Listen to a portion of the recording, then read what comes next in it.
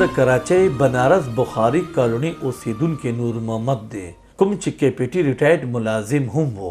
3 ورځې وړاندې نور محمد د سیمې یو دکان مخې ته ناست و چې 2 کسانو د راتلو سره د ډزو ښکار کړو. CCTV فوټیج کې ښه په ډاګه کیږي چې په نور محمد اول په کوڅه کې ډزې وشي او چې کله دی په ژوبل حالت کې یو دکان ته دننه کیږي نو دا ظالم ورته بیا تماچه سمه کی او دغسې نور محمد باندې 8 ډزې وکړي. ویډیو کې دا هم معلومیږي چې نور محمد قاتل ته وایي چې په څه مې وژنې ګناه مې څه ده.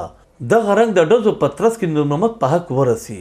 ویډیو کتو نه وروسته معلومه شوه چې قاتل یو پولیس اهلکار دی چې ورسره 2 وروڼو هم د دې وژنې په وخت کې د قاتل سره ملګرتیا کوله.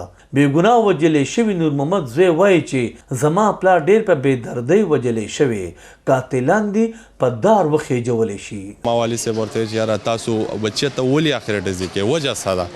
او د هغې باوجود دغه ظلم وکړو. موږ دغه انصاف غواړو موږ چې یاره موږ له انصاف میلاو شي. بېګناه وجلې شوي نور محمد قاتل کوم چې پولیس اهلکار دی او د هغه د 2 وروڼو پر ضد مقدمه درج کړې شوې.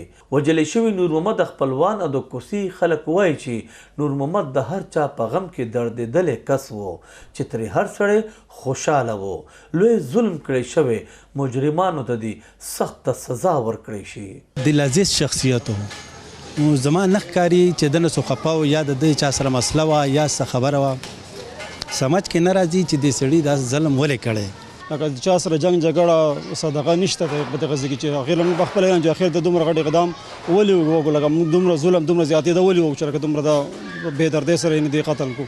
پولیسو ته مجرمان سره د ټولې شجرې او د هغې کورونه معلومه، ولې بیا هم 3مه ورځ ده چې پولیسو نه ګرفتاري عملي کړه او نه په دې کیس کې د هغوی زړه خوږې ښکاري.